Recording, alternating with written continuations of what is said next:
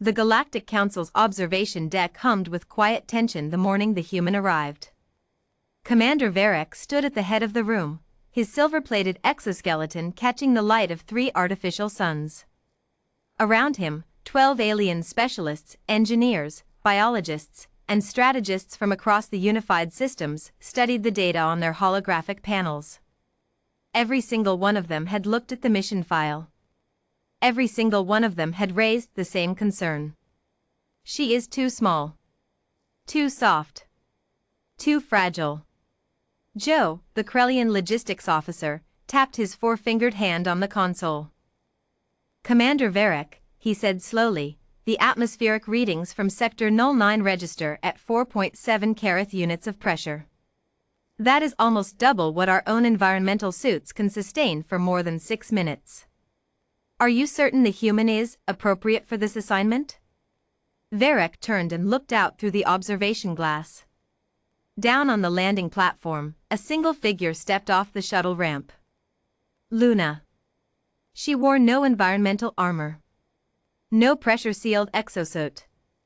She carried only a worn canvas satchel slung over one shoulder and a battered titanium flask in her left hand. She was sipping from it as she walked. Me, the Vorith chief scientist, blinked all 3 of his eyes in sequence, a sign of disbelief. She is drinking something. During arrival protocol? Coffee, said Varek quietly. He had studied the humans long enough to recognize it. They drink it when they are about to do something difficult. Part 2, The Briefing. The briefing room fell silent the moment Luna stepped inside. She sat down at the end of the long table, set her satchel on the floor, and looked around at 12 alien faces, all of them staring at her with varying degrees of fascination, concern, and poorly concealed doubt. New York, the chief cartographer, spread the mission map across the central table. The crisis is in Sector 09. A deep-core relay station, the communications backbone for 17 inhabited systems, has gone offline. The station's collapse will cause cascading signal failures in 38 hours. Every evacuation route, every rescue network, every medical grid across those systems will go dark. Luna leaned forward and studied the map. What have you tried? Joe gestured toward the data screen. We sent 3 autonomous repair units. All 3 were destroyed by the pressure differentials inside the lower chambers within 4 minutes. We sent 1 Huracan heavy suit team, added Day, the tactical officer, a broad-shouldered being from a high-gravity world, twice Luna's height. They lasted 9 minutes before the heat variance in the relay core exceeded their suit's tolerance limits. Luna picked up the map and tilted it sideways, studying the layout from a different angle.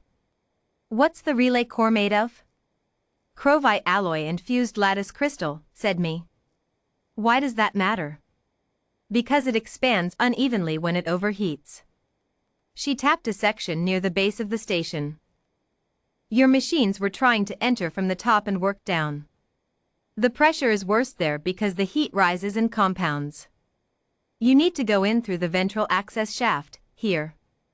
She pointed. The pressure gradient is lower, the temperature differential is survivable, and you can reach the relay coupling from below instead of above.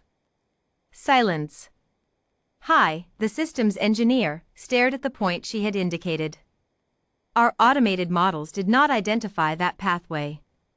Your automated models, Luna said calmly, were optimizing for the shortest route. I was looking for the smartest one. Part 3, What Machines Cannot Do.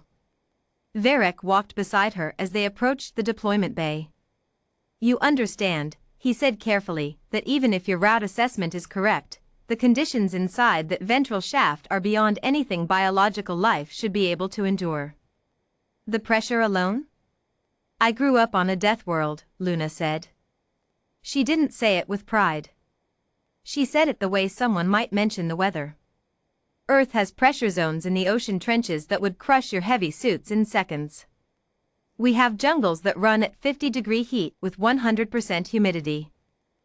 We have mountain peaks where the air is so thin that most species would lose consciousness in 2 minutes.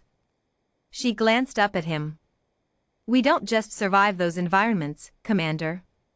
We train in them. Voluntarily. Varric processed this. Why? Luna smiled, that small, quiet human expression that he had learned to associate not with happiness, but with something older and harder to translate. Because we like knowing we can.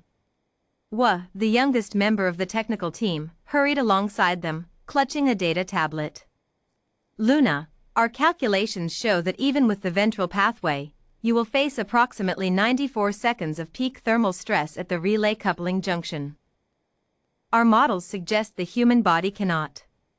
Your models, Luna said gently, were built on data from species that evolved in stable, comfortable environments. She patted the young alien on the shoulder, a gesture that made Wa freeze in surprise. Humans evolved in environments that were actively trying to kill us. We've been running from predators, crossing deserts, and swimming in freezing oceans for 100,000 years. 94 seconds of heat stress? She picked up her satchel. I'll manage. Part 4, Into the Dark. The descent into Sector 09 took 40 minutes. Luna went alone. That had been her condition, and after reviewing her assessment of the ventral pathway, which 3 separate AI modeling systems confirmed was correct once they recalculated with her approach, Varric had agreed. The team watched on thermal sensors from the surface ship. Joe watched the pressure readings climb as Luna descended. 4.1 Kareth, he murmured. 4.4, 4.6. He looked at Varric. She has surpassed the tolerance limit of our heaviest suit. Varric said nothing. He watched the sensor. The small blue dot that represented Luna continued downward. At 4.9 Kareth, Day quietly said, no biological organism in our records has. She is still moving, Varric said. Me pulled up the internal camera feed. The image was grainy, distorted by the interference from the relay damage, but they could see her. Luna, moving steadily through the ventral shaft. She had tied her hair back. She was sweating. Her breathing, captured by the audio sensor, was controlled. Deliberate. She was counting, they could hear it faintly, counting her breaths in a steady rhythm. What is she doing? New York asked. Regulating her body, Hai said quietly, studying the biometric readout. Her heart rate is elevated but controlled. She is managing her oxygen intake manually. Her core temperature has risen but... He paused. She is compensating. She is actively compensating. At the relay coupling junction, the thermal sensors spiked. Luna's biometrics spiked with them. For 94 seconds, the entire crew held their breath. Then her voice came through the calm, steady, slightly breathless, but clear, coupling re-engaged. Running diagnostic. A beat of silence. Relay is live. Part 5, What She Left Behind. When Luna climbed back out of the ventral shaft and stepped onto the shuttle platform, the entire technical team was waiting. Wa was the first to speak. The young alien looked at her with all 4 eyes wide. You were at 5.1 Kareth at the junction. Our instruments confirmed it. That is beyond anything we thought possible for. For a soft species? Luna asked, raising an eyebrow. Wa flushed, an embarrassed shimmer of bioluminescence across their skin. I was going to say, for anyone without mechanical augmentation. Luna uncapped her flask and took a long drink. We're not soft, she said. We just look soft.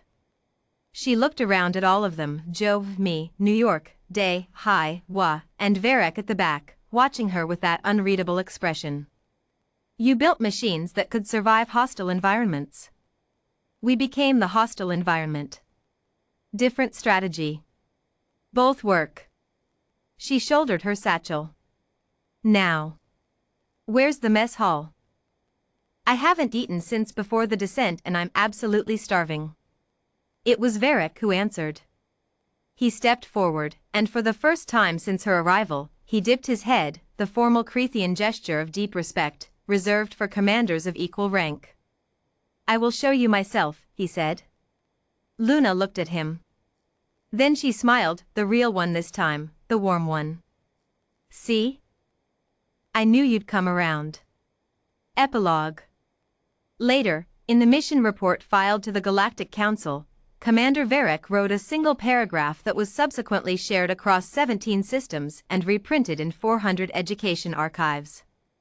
The human did not succeed because she was exceptional among her kind. She succeeded because she was ordinary among them. The qualities we mistook for fragility, the soft exterior, the slow movement, the biological limitations, were never the full picture. Behind those qualities was a species forged in chaos, tempered by a planet that spent millennia trying to destroy them, and quietly, stubbornly proud of the fact that it failed.